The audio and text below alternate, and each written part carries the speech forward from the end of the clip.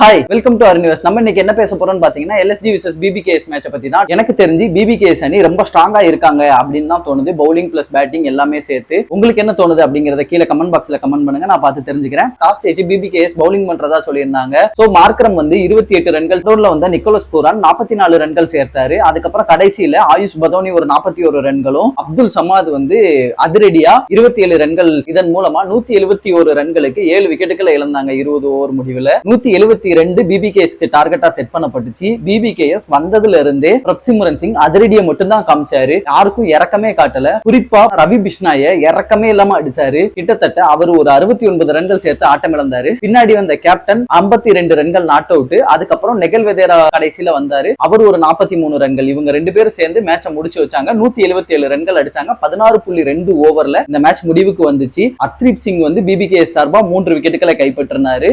பாய்.